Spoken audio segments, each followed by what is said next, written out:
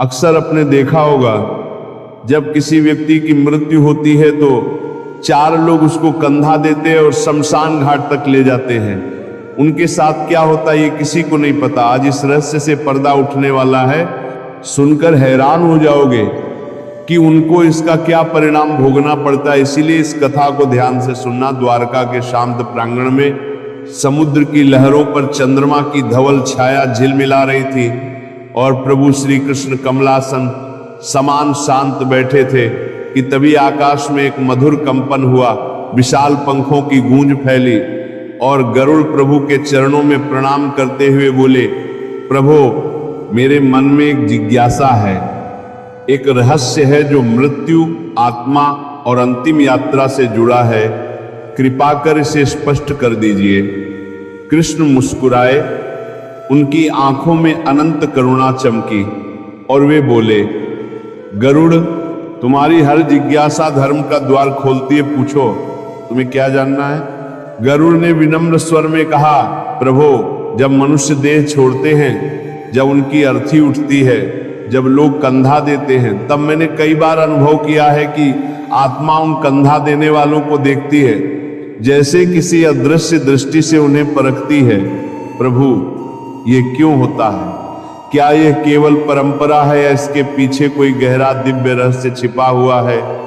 श्री कृष्ण ने श्वास जैसे ब्रह्मांड को छूती हुई ली और बोले, गरुड़ मृत्यु वह द्वार है जहां से आत्मा संसार से विदा लेकर एक नया मार्ग पकड़ती है, और जब अर्थी उठती है तो केवल एक शरीर नहीं उठता बल्कि एक पूरा जीवन, उसके कर्म, उसकी स्मृतियां, उसके अधूरे भाव, उसके पाप और पुण्य उठते हैं और वही आत्मा कुछ समय तक अपने शरीर के समीप मंडराती है, देखती है कि उसकी अंतिम यात्रा में कौन आया, कौन नहीं आया, कौन श्रद्धा से खड़ा है और कौन केवल दिखावे से। इसलिए आत्मा उन कंधा देने वालों को देखती है, परखती है। गरुड़ ने पूछा, प्रभु क्या अर्थी उठाना केवल रिवाज नहीं है? कृष्ण बोले, नहीं गरुड़, कंधा देना एक ऊर्जा का आदान प्रदान है। यह देह से बढ़कर आत्मा और जीवित मनुष्यों के बीच एक अदृश्य अनुबंध है। जो व्यक्ति पवित्र मन से कंधा देता है वह अपनी ओर से करुणा और सम्मान का प्रकाश आत्मा तक पहुंचाता है और वही प्रकाश आत्मा के लिए मार्ग बन जाता है। यही गरुड़ पुराण कहता है कि जिसने निस्वार्थ भाव से कंधा दिया उसने 100 यज्ञों के समान पुण्य पाया। गरुड़ ने विस्मित होकर पूछा, प्रभु पर आत्मा वहीं क्यों रहती है? कृष्ण ने कहा, क्योंकि आत्मा तुरंत समझ नहीं पाती कि उसने देह त्याग दिए, वो भ्रम में रहती है, उसे दिशा चाहिए और वही दिशा उसे अर्थी देती है। 4 कंधे उसका मार्ग बनते हैं, इसलिए कंधा केवल भार उठाना नहीं बल्कि आत्मा के लिए 4 दीपक जलाना है। कुछ क्षण मौन रहा, फिर गरुड़ ने पूछा, प्रभु क्या होता है जब किसी मृतक को 4 कंधे नहीं मिलते? कृष्ण की आंखों में गंभीरता उतर आई और वे बोले, गरुड़ सुनो, एक कथा है जो केवल कथा नहीं सत्य है, जो पृथ्वी के एक युग में घटा था। कृष्ण ने कहा, बहुत समय पहले पाटलिपुत्र में धनीराम नाम का एक व्यक्ति रहता था, धन का पुजारी, धर्म से विमुख, जिसने ब्राह्मणों को अपमानित किया, गरीबों को तिरस्कृत किया, अपने माता पिता के श्राद्ध तक नहीं किए। उसका धर्म, दया, करुणा से कोई संबंध नहीं था, पर उसकी पत्नी रूपवती अत्यंत धर्मपरायण, विनम्र, दानशील और पुण्यात्मा थी। वह गरीबों को अन्न देती, व्रत करती, मंदिर सेवा करती और अपने पति के अपवित्र धन से भी गुप्त रूप से दान करती, क्योंकि उसे विश्वास था कि पुण्य ही पापों की क्षमा का मार्ग है। एक दिन महामारी फैली, नगर में मृत्यु का भय छाया, पर धनीराम ने सहायता नहीं की। उसने अपना भंडार छिपा लिया और रोगियों को द्वार से भगाया, पर बीमारी उसी पर गिरी। मृत्यु के समय उसने अंधकार में छायाएं देखी, पर सहायता को कोई नहीं आया, क्योंकि मृत्यु के क्षण में मनुष्य के साथ केवल उसके कर्म चलते हैं।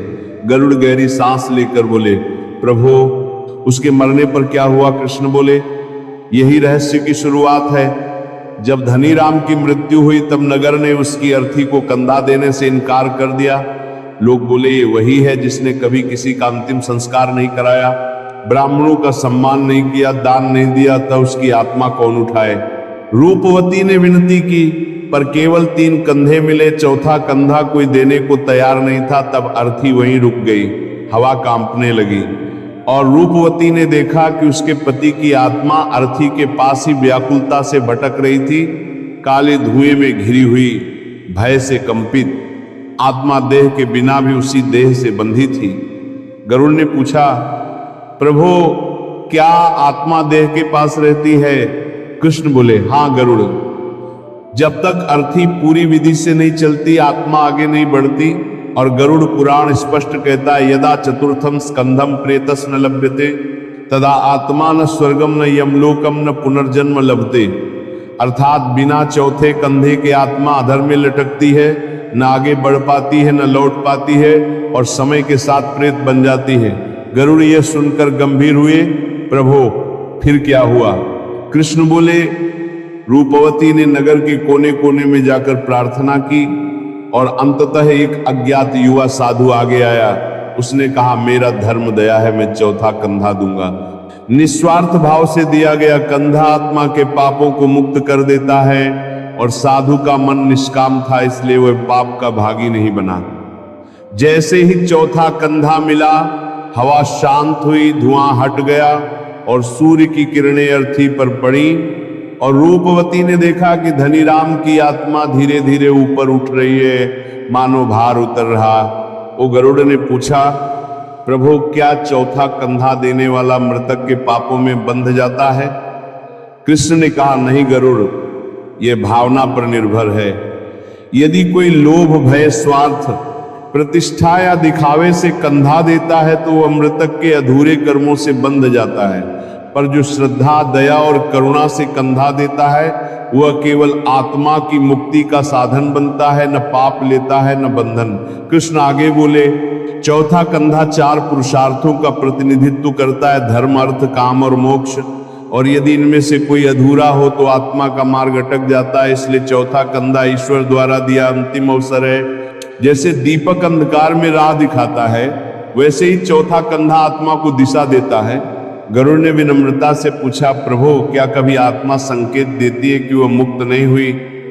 कृष्ण बोले, हाँ गरुड़, जब आत्मा भारी पापों से बंधी होती है और उसे निस्वार्थ चौथा कंधा नहीं मिलता, तब संकेत मिलते हैं। बारिश शुरू हो जाती है, अग्नि नहीं जलती, कंधा देने वाला अचानक बेहोश हो जाता है, अर्थी गिर पड़ती है, दाह संस्कार में बाधाएं आती हैं। ये सब संकेत हैं कि आत्मा अभी देह से मुक्त नहीं हुई। गरुड़ के मन में आदर और विस्मय उमड़ आया। उन्होंने कहा, प्रभु कंधा देना तो वास्तव में महान तपस्या है। कृष्ण मुस्कुराए और बोले, गरुड़, कंधा देना केवल देह को उठाना नहीं है, ये आत्मा को उसके कर्मों के जाल से एक बार में बाहर निकालना है। ये मनुष्य का नहीं, आत्मा का सहारा बनना है। उस अंतिम क्षण में ईश्वर के कार्य का हिस्सा बनना है। इसलिए कंधा श्रद्धा से देना चाहिए, शांति से देना चाहिए, पवित्र मन से देना चाहिए, क्योंकि ये एक आत्मा की अंतिम यात्रा में तुम्हारी भागीदारी है। कृष्ण अंत में बोले, गरुड़, मृत्यु अंत नहीं है, ये एक रहस्य का आरंभ है और जो किसी आत्मा को सम्मान देता है, उसकी अंतिम यात्रा आसान करता है, वह स्वयं भी जीवन में अदृश्य रूप से बल, प्रकाश और संरक्षण पाता है।